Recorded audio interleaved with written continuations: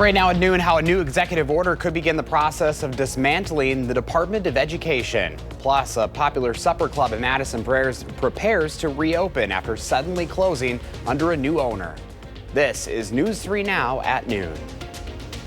Thanks for joining us. I'm Josh Spreiter. We begin with the future of the Department of Education. For weeks, President Trump has talked about shutting it down, and now CBS News is confirming the administration is expected to issue an executive order directing newly confirmed Education Secretary Linda McMahon to start the process of dissolving the department. Lawmakers grilled her on the topic during the confirmation hearing. She acknowledged only Congress has the power to close the department, and getting that through the Senate is unlikely. It will be a disaster for working class families all over this country. It will mean higher property taxes. Meanwhile, the president says he's pausing the 25% tariffs on most goods from Mexico for a month following a conversation with the country's president. The move comes on the heels of his decision Wednesday to exempt automakers from tariffs for a month. I have yet to have a business from Kentucky come to me and say they want tariffs. Bourbon industry thinks it'll be hard. Retaliatory tariffs will hurt them. Farmers think retaliatory tariffs will hurt them. The administration argues it's aiming to spur manufacturing within the United States. The New York Times says the IRS is preparing to cut its staff by as much as half. This comes as millions of Americans are filing their tax returns. The agency has already laid off more than 7,000 probationary employees. It's part of the Trump administration's effort to shrink the size of the federal government. However, it's unclear when the next reported wave of layoffs will take place. New at noon, the UW-Madison Police Department has officially picked a new chief. Brent Plish was serving as the interim chief and now is moving into that role permanently. Plish joined the department back in 2005 as an officer. He becomes the first new chief in nearly a decade after former chief Kristen Roman stepped down last year. Plish will officially become the chief of March 16th. Today marks the 10th anniversary since the death of Tony Robinson. There will be a 4-part memorial service on Williamson Street to celebrate his life. That includes a candlelight vigil at 6 o'clock where Robinson was shot. Madison police officer Matt Kenny shot and killed Robinson, who wasn't armed at the time. Local authorities cleared Kenny of any legal wrongdoing in the death. Robinson's death sparked large protests calling for police accountability.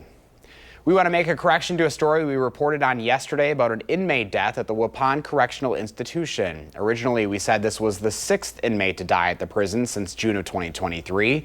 They are actually the 7th. The State Department of Corrections website says Damian Evans died on Tuesday. The mayor of Waupun says a drug overdose is the likely cause.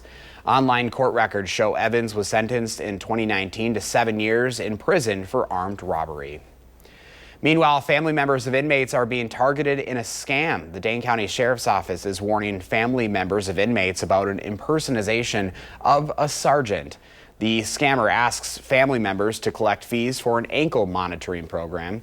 Officials say the scammer claims there is uncompleted paperwork for the jail resident's release and that the resident would be released once the payment was made. Police departments and sheriff's offices will never contact you asking for money. Dane County does not offer electronic monitoring for people who are awaiting their sentence. If you receive one of these calls, do not give out your financial information and instead contact your local authorities. Well, we're drying things out on this Thursday. First Warn meteorologist Blaze Keller has your certified most accurate forecast. A little cool out there today, too. A little bit chillier. I've got the jacket on, but yes, we are drying out. Plenty of sunshine here on the weather patio and across southern Wisconsin. Enjoy it. Clouds are going to start to increase as we go throughout the rest of our day today, but we'll hold off on really becoming cloudy until we go into the overnight hours. Temperatures in the low to mid 30s for most of us. 36 in Lone Rock as well as in Boscobel. 32 there in Mineral Point. Now, if we take it into Dane County, we're at 32 in Madison. We're at 35, I believe, in Cross Plains as well as in Middleton. So we are warming up, but certainly just slightly cooler than maybe where some of us would like to be as we sit underneath this sunny day. Here's a look at your planner over the next 12 hours. We will eventually top out in the low 40s. That's going to come later this afternoon. And then starting into the evening and throughout the overnight hours, we'll transition over from partly cloudy to mostly cloudy. And the reason is because we're getting ready for another round of snow. So here's a look at Future Track as we step ahead into your Friday late morning. Right around 11 o'clock is where we have Future Track stopped. We are going to be talking more in depth about this round of snow, who could see the most snow, what we're thinking in terms of totals, and then the nice 60s that arrive as we kick off next week in the full forecast. From snow to 60s, you got it all. It's that time of year, yes. All right, Blaze, thank you. Well, some good news for Madison foodies this afternoon. John Kavanaugh is set to reopen the Esquire Club this week. That's according to the State Journal. This comes just a week after a new owner decided to close it. The family owned the East Side Supper Club for 77 years before it was sold to a new owner last year. Kavanaugh tells the State Journal he is finalizing his liquor license application and rounding up the staff. Still ahead for us on a Thursday afternoon when Cold Stone Creamery is bringing back a magically delicious collaboration. Plus, a popular weight loss drug is getting cheaper. How much Wegovy is cutting its monthly price.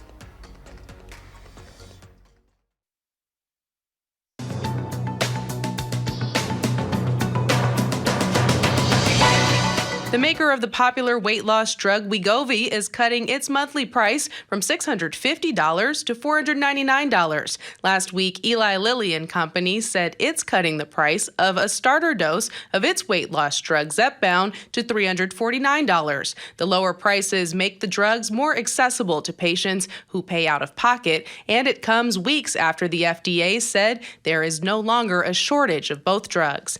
And Cold Stone Creamery is bringing back its magically delicious collaboration with Lucky Charms, just in time for St. Patrick's Day. The ice cream chain is serving up an end-of-the-rainbow creation with Lucky Charms ice cream, pieces of the cereal, whipped cream, and gold glitter in a green waffle cone or bowl. Or customers can get a milkshake version. The Lucky Charms menu is only available through the end of March. That's your CBS News Money Watch report. For more, log on to cbsmoneywatch.com.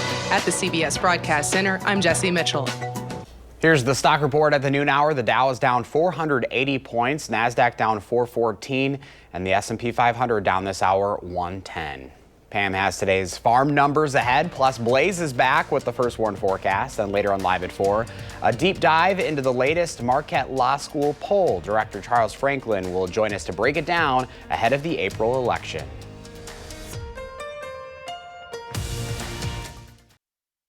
We're back now at noon. Let's check in now with Pam Yankee from the Midwest Farm Report. We missed you yesterday. You were down in Fenimore during quite a storm. Oh, baby, you should have been with me. You could have been my co-pilot, Josh. Then you could have told me where the center of the road was. Yeah, it was quite a little bit of an experience. A slap in the face, winter weather, just for a short period of time. Now we're getting back to temperatures that I'm a little bit more amiable with. That's the phrase I'll use. So let's talk a little bit about that water that's flowing out there, right?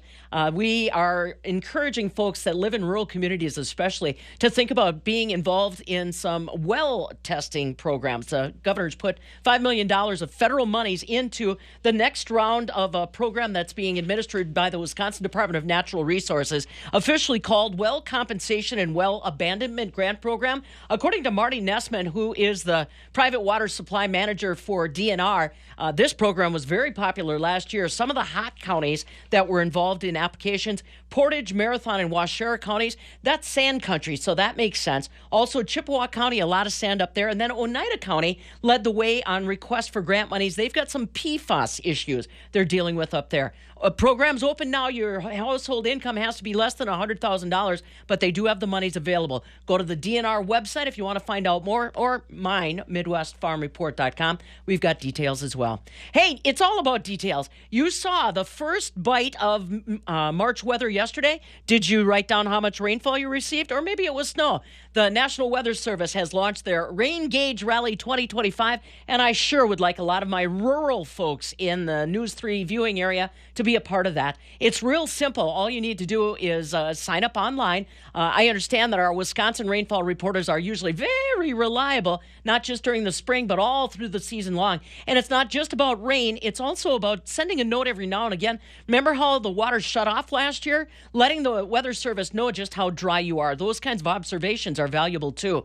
WisconsinWeatherWatchers.org is where you can get signed up. WisconsinWeatherWatchers.org. Please be a part of our Rain Gauge Rally 2025. So we're continuing to monitor what's going on in the markets as far as the tariff fallout. Had a great conversation this morning with a dairy broker from Everegg talking about all the big processing capacity that's coming online in 2025 and where is that cheese going to go. Most of it was supposed to be in the international marketplace. If you want to hear that conversation, come on over to our podcast playlist at MidwestFarmReport.com. Ew, barrel cheese down another nickel today, Josh. 165 and a half. 40-pound block cheese, that's up a penny and a quarter at 162 and 3/4. Well, double A butter gains a penny and 3/4 back to $2.30 a pound. And here, I'll just whisper it in your ear, Josh. Rumor has it in the dairy industry that we've got such great producing dairy cows with so much butter fat that we might actually see butter prices, let's say third quarter, fourth quarter of 2025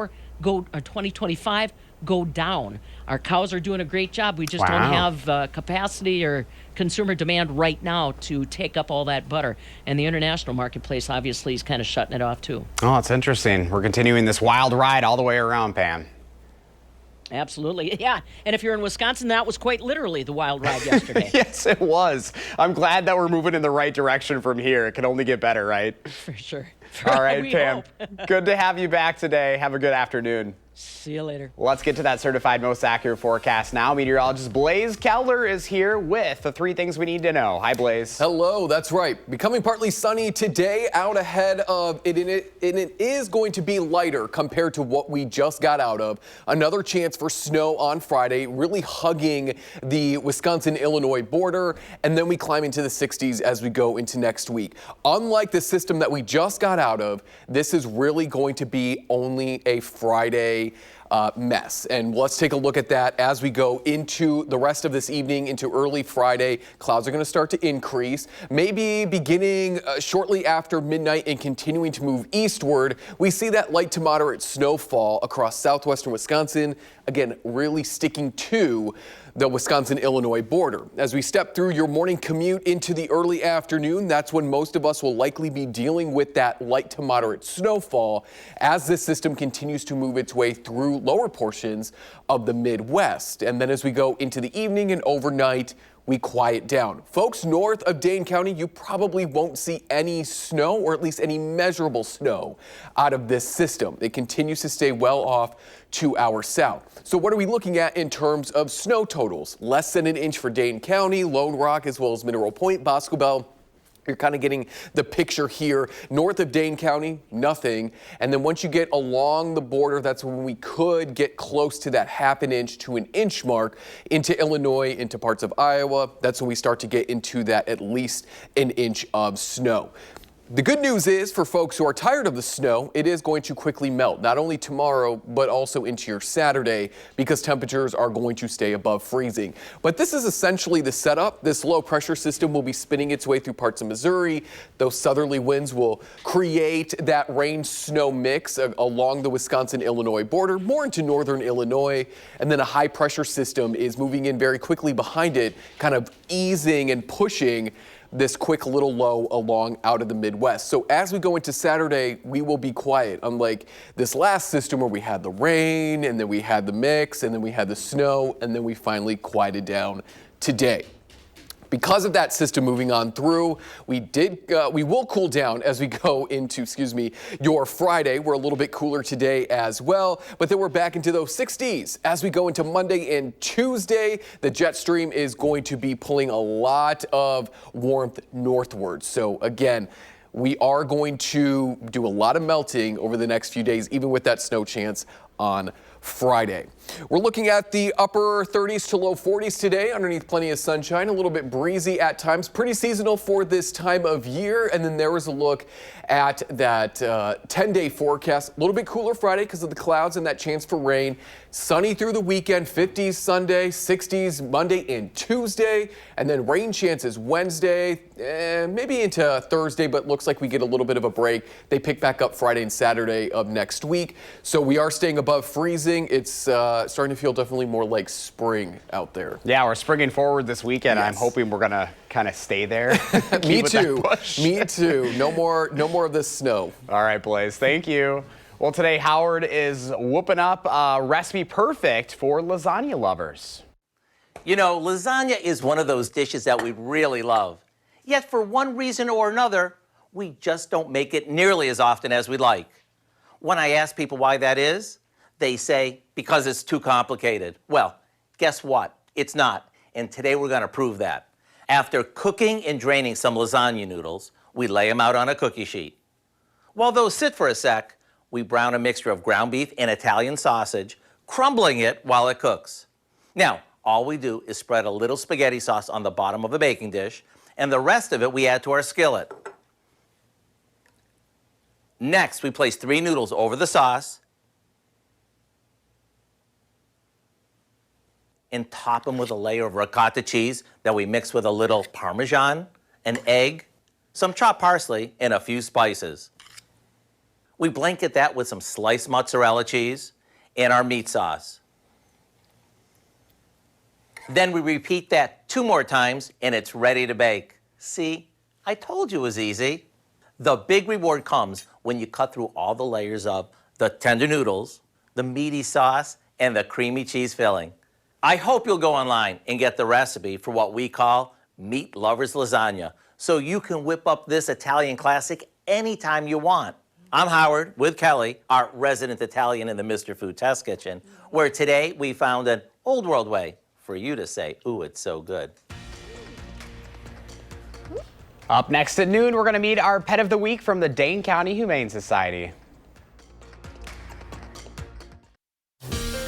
Well, it's time for Potentially Yours. Lisa Bernard from the Dane County Humane Society is here with our pet of the week. Hi, Lisa. Hi.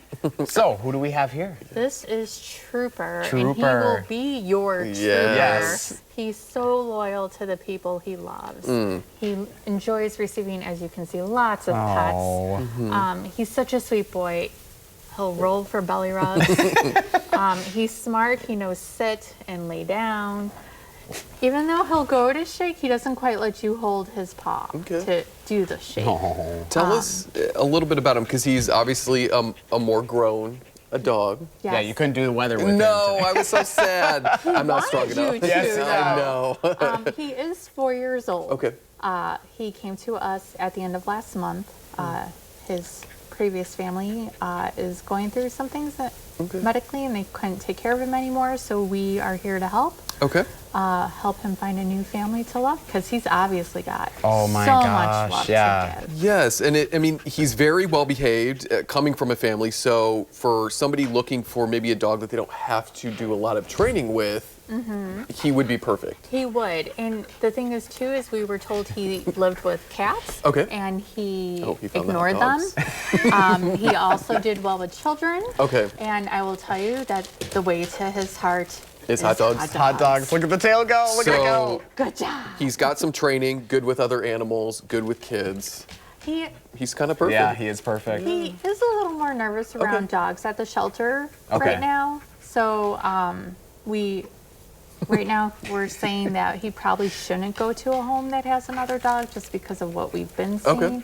But it could also, we could also just be seeing him being nervous too. Right. So, but he's such a cutie. Yes, He's so he friendly. is. People were adoring Yeah, him. yeah, the I whole can see crowd. that. And he was just loving it. Oh, just a little So- sweetie. He's going to find a home. Yes, he is. Lisa, Yes. thank you so much for sharing it with us. We Here he appreciate goes, it. Down for a belly rub. Well, hey, tomorrow is the last day to secure your tickets for the biggest night for animals in need, Toto's Gala. Attendees can enjoy puppy greeters, cocktails, dinner, dancing, and hear heartwarming tales while helping the Dane County Humane Society raise funds for animals in need. There's also a silent auction for those who cannot attend, which opens up for bids tomorrow. You can learn more at giveshelter.org/Toto. Hey, happy update on last week's puppies. Dale and Daisy, they were adopted. We knew that they wouldn't have any trouble either. If you're interested in adopting Trooper or checking out other animals at Dane County Humane Society, just go to giveshelter.org. Blaze, how's that weather looking? Plenty of sunshine today. Get out and enjoy it. Take the dogs, like Trooper, on a walk. It's maybe a bit breezy out there at times, but clouds will be slowly increasing throughout the day. Pretty seasonal, upper 30s to low 40s, all ahead of some light snow for Dane County, up to about an inch for folks along the state line on Friday. Saturday, Sunday, and Monday, even into Tuesday, above freezing 40s, 50s, and 60s. And remember, Sunday, we spring forward, we lose an hour. Trooper of likes sleep. that forecast, as you He can tell. does. Oh my gosh. Thanks for joining us.